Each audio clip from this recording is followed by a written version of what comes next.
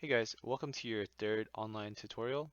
Today we're going to be learning about Booleans and if statements. So first of all, what is a Boolean? A Boolean is a variable type, so like ints which store numbers without decimals, doubles which store numbers with decimals, strings that store text.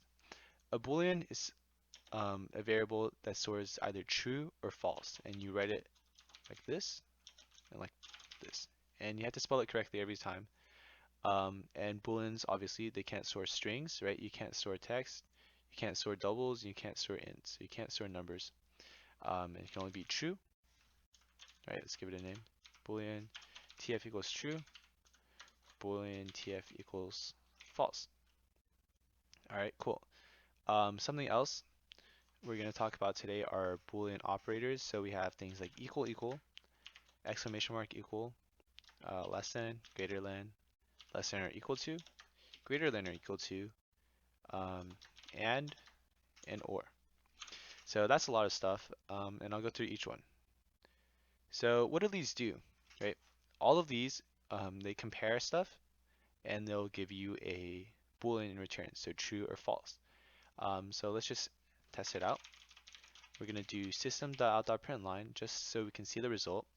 And let's see, the first one, 3 equals 3.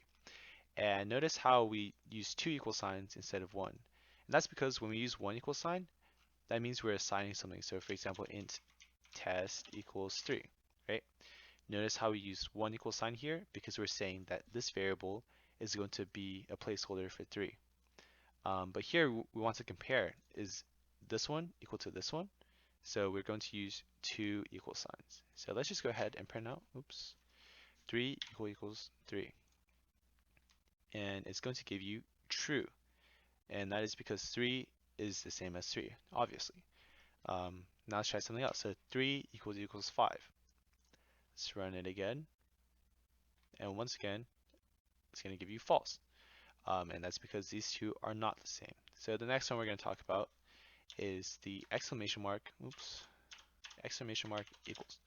And you've probably never seen this before, but when you put an exclamation mark in front of something, that means not. So this is saying not equal to. So is 3 not equal to 5? Let's run it. And it's going to give you true because these are not the same, right? So the next one we're going to go over is the less than. This is pretty self-explanatory, right? Less than is 3 less than 5. True, right? The only thing that's a little bit complicated here with the less than is if two things are the same, is 3 less than 3? Let's run it and find out.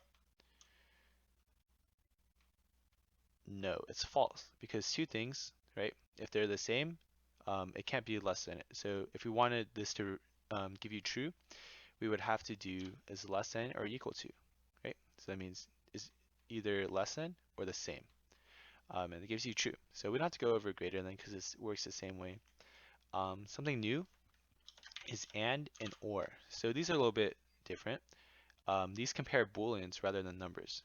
So what that means is, let's say we have true and true. So let's just run this.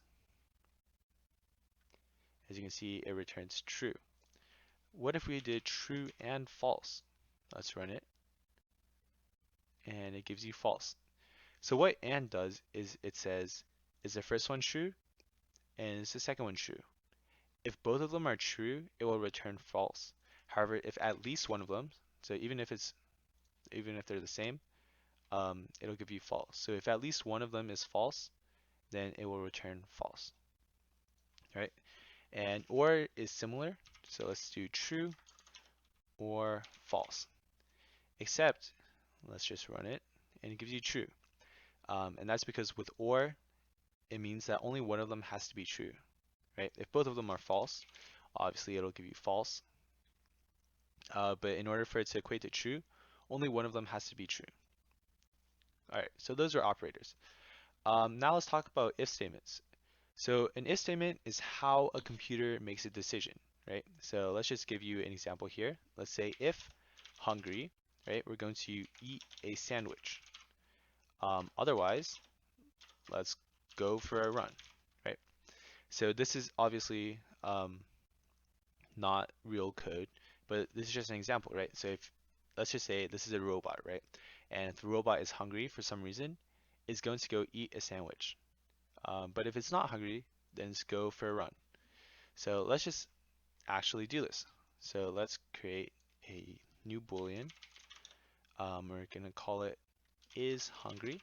Remember the convention, camel case. The first word is going to be lowercase, and the second one is going to be uppercase. And then we're going to assign it true. Oops, true. So how do we write an if statement? Well, I'll show you. So if, and then parentheses. So inside of the parentheses, it's going to be looking for a condition, right? A condition will be true or false. So true, true, false, right? It can also be comparing things, right? 3 is less than 6. And since that equates to true, it also works out. But for now, let's just use the new variable that we created. So Boolean is hungry. And then remember, we're going to use the curly braces here. And then we're going to write else. All right. So now we have these two things. And what this means is if this condition is met, right? If this condition is true, it's going to execute whatever code is inside of here. However, if it's not true, it's going to execute whatever code is inside of the else statement. So let's just demonstrate it. So if it's hungry, we wanted to print out, oops, I spelled it wrong. Print line, eat a sandwich, right? And end it with a semicolon. Otherwise, we wanted to print out, oops, print line, go for a run. And then let's run it. And it says eat a sandwich. Right, so let's look at the code and let's see what happened. So we have a Boolean called is hungry. We don't need this. We have a Boolean called is hungry, and it's equal to true. So now it's going to say if this thing is true, it's going to do this. Otherwise, do this. And since it was true, it did whatever was inside of these two brackets, right? It executed this code. And it ignored this because it was true, right? So now let's try is hungry false. So our robot here is not hungry. Let's run it. And since the first part was false, it ignored the very first chunk of code and it went to here. All right, so we can try some other stuff. So let's say 3 is less than 6. 6. And then we're going to say less than 6. Otherwise, we'll say greater than 6. So what will this print out? Well, let's just look at it. All right, first let's run it. So less than 6, right? And that's because 3 is less than 6, and it's going to give you true. Otherwise, it'll give you that. So let's do something a little bit more complicated, right? Let's try to incorporate an AND statement in here. So let's say 3 is less than 6, and 5 is less than 3. So what will each part of this give us? So 3 is less than 6. That will be the same as true, right? 5 is less than 3. Well, 5 is not less than 3, so that will give us false, right? So now we basically have a true and a false. And remember what we said about AND statements? With an AND statement, both sides have to be true in order for the entire thing to equate to true. And since one side was false, this will be false. And let's run it. And it executes the code in here, right? So using these Booleans and if statements, we can start doing some more complicated stuff, which we'll be doing in the next lesson.